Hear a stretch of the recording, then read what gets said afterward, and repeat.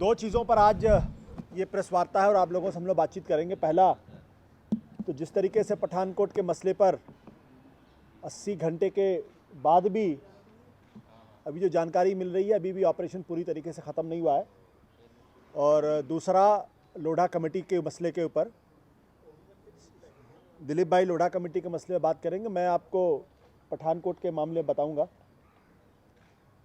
दोस्तों, ये बहुत तकलीफ़देह मसला है, बहुत ही हैरान करने वाली बात है, बहुत ही परेशान करने वाली बात है कि एक तरफ जब देश के प्रधानमंत्री जी जब लाहौर में अचानक उतरकर वहाँ के प्रधानमंत्री जी को उनकी घर में एक शादी के मसले पर उनको बधाई देते हैं, उनको संदेश देते हैं, और दूसरी तरफ हमारी धरती पर आतंकवादी गतिविधि होती है। और ये जहाँ तक मुझे ध्यान पड़ता है, ये अब तक की सबसे बड़ी आतंकवादी, लंबे समय तक चलने वाली आतंकवादी गतिविधियाँ थी। इसके पहले 26/11 भी हुआ था, तो उस वक्त भी करीब 72 घंटे, जहाँ तक मुझे ध्यान पड़ता है 72 घंटे वो चली थी।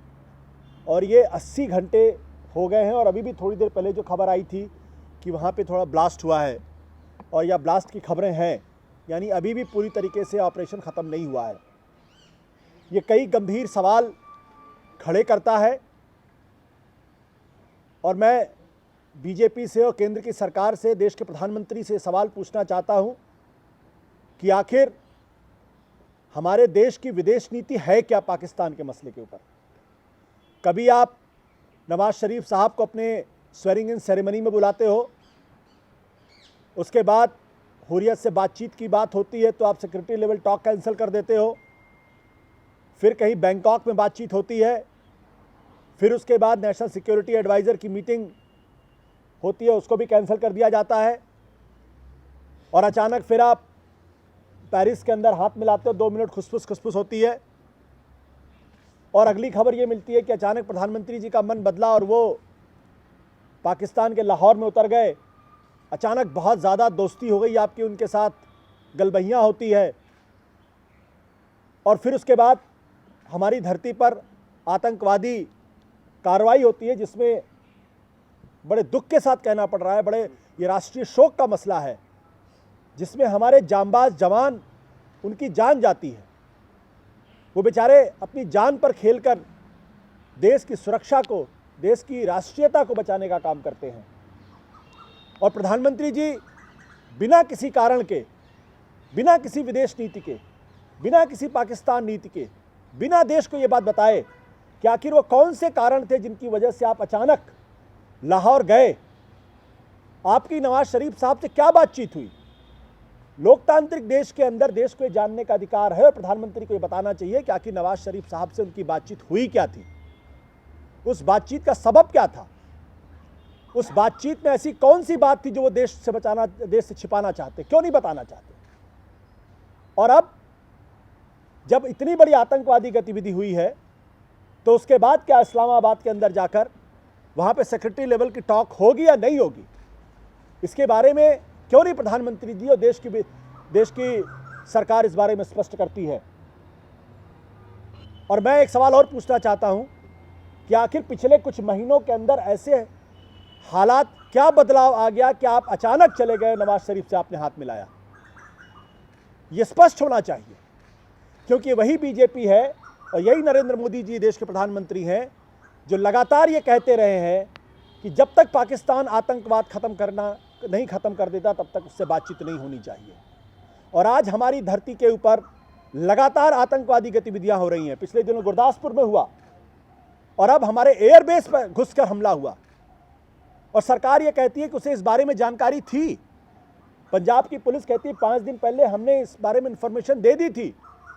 अगर जानकारी थी तो इससे बड़ा फेलियर किसी सरकार का नहीं हो सकता है। आपको पता था कि पठानकोट के एयरबेस पर हमला होने वाला है, फिदाइन हमला होने वाला है, पाकिस्तान स्पॉन्सर टेररिज्म होने वाला है, और आप उसको रोक नहीं पाए।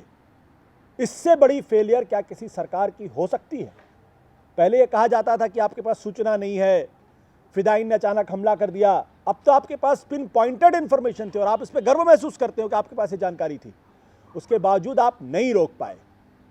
तो मेरा सवाल यह है, आम आदमी पार्टी ये सवाल देश के प्रधानमंत्री से करती है कि वो इस बात को बताएं कि वो कौन से हालात थे जिनके बदलाव की वजह से, या वो कौन सी मजबूरी थी, वो किसका दबाव था, क्या वो अमेरिका का दबाव था जिसके दबाव में आकर नरेंद्र मोदी जी ने अचानक लाहौर में जाकर नवाज शरीफ से हाथ मिलाने, उनसे गलबैयाँ करने, उनके साथ बैठकर खाना खाने का जो कार्यक्रम बनाया, उसके क्या कारण थे, कौन सी मजबूरी थी?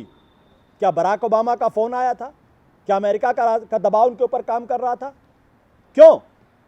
जब लगातार आतंकवादी गतिविधियां हो रही हैं, इन बीच में आपको हाथ मिलाने की और उनके घर जाकर, पाकिस्तान के सरजमीन पर जाकर बिना किसी देश को बताए हाथ मिलाते हो तो मन में संदेह पैदा होता है। इसलिए देश के प्रधानमंत्री को स्पष्ट करना चाहिए कि क्या हिंदुस्तान की विदेश नीति अमेरिका के दबाव में काम कर रही है या अमेरिका के दबाव में चल रही है। दूसरी बात, ये जो आतंकवादी गतिविधि है ये बहुत ही गंभीर है। इसमें इस तरीके के संदेह भी पैदा हो रहे हैं कि इसमें ड्रग ट्रैफिकिंग और आतंकवाद दोनों आपस में जुड़े हुए हैं, और इस बात में खुलासा होना चाहिए कि क्या पंजाब जो नशीली दवाओं का अड्डा बन चुका है, जहाँ पे पीढ़ियाँ बर्बाद हो रही हैं, क्या वहाँ पर ड्रग डीलर्स, ड्रग स्मगलर्स और आतंकवादियों के बीच में, सीमा पार के आतंकवादियों के बीच में किसी तरीके का कोई षड्यंत्र रचा गया, कोई समझौता हुआ? इस बारे में स्पष्ट करना चाहिए।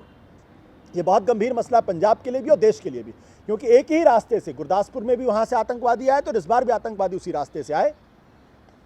एसपी रैंक का आदमी आपको बता रहा है कि भाई इस तरीके के आतंकवादी आए और उसके बावजूद पूरा का पूरा सिस्टम चुपचाप बैठा रहा।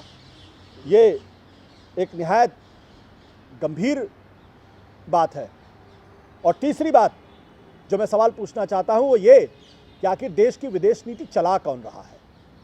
क्या national security adviser Ajit Doval चला रहे हैं देश की विदेश नीति, जिनका विदेश नीति में किसी तरीके का ना तो कोई अनुभव है, ना किसी तरीके की कोई विशेषज्ञता है? Neither he Ajit Doval, who is a national security adviser, he does not have the expertise and he does not have the experience to run the foreign policy of the country, and that is why it is far more important to know who is running the foreign policy of this country, whether the foreign policy of the country is run by the foreign minister, foreign secretary or the national security advisor. Our information goes that everything is controlled by national security advisor Ajit Doval. Ajit Doval ये IB के chief हुआ करते थे, इनका विदेश नीति से कोई लेना देना नहीं है, और अगर आईबी के चीफ देश की विदेश नीति, देश का राजनय चलाने लगेंगे तो ये देश के लिए एक बहुत ही अजीबोगरीब स्थिति पैदा हो जाती है। कम से कम मैंने तो नहीं सुना कि आईबी का कोई जो चीफ रह चुका हो जिसका विदेश नीति में किसी तरीके का कोई अनुभव ना हो। इसके पहले मुझे याद है Brajesh Mishra ji national security adviser थे, JN दीक्षित जी नेशनल सिक्योरिटी एडवाइज़र थे। इन सब लोगों का अपना विदेश नीति के मसले पर एक अनुभव था, एक उनका अध्ययन था। वो विदेश नीति क्योंकि बहुत नुआंस्ड होती है, वो जिंगोइज्म पे नहीं चलती, वो नी-जर्क रिएक्शन पे नहीं चलती, वो रॉबिन हुड स्टाइल में विदेश नीति नहीं चलती। उसमें एक तार्किकता होती है, there is a continuity, there is a logic behind it. So ये बात स्पष्ट होनी चाहिए। और अगर इस देश की विदेश नीति अगर अजीत डोभाल चला रहे हैं तो ये देश के लिए कोई बहुत अच्छी बात नहीं है, ये बात भी हमारे सामने स्पष्ट होनी चाहिए।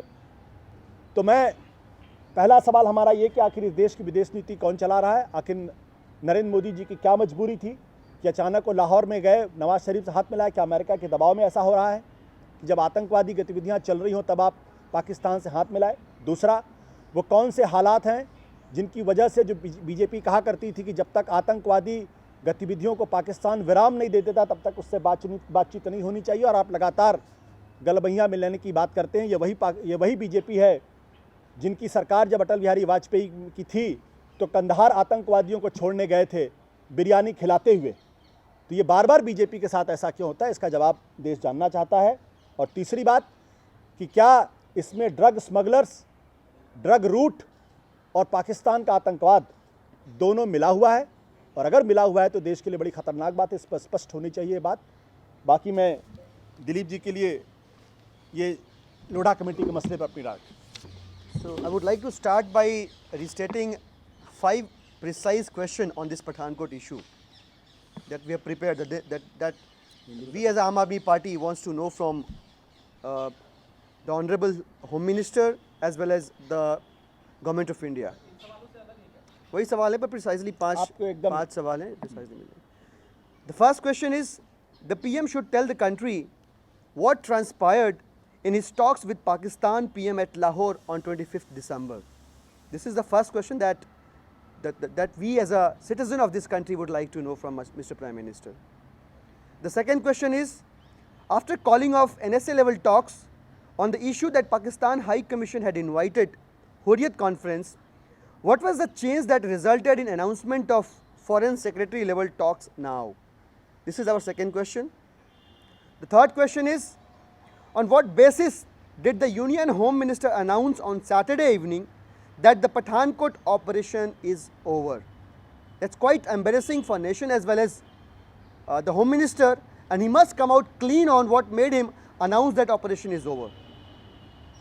The third question, the fourth question is, who is handling country's foreign policy and what is the role of NSA, Mr. Ajit Doval, in present setup of this country? This is the fourth question. And the last question is, why is the central government silent on what went wrong at Pathankot? Because there are different dimensions, different versions to the of the truth which is coming out either from media or from different sources. So Mr. Prime Minister and central government must clarify, must speak out what actually went wrong in this whole Pathankot scenario.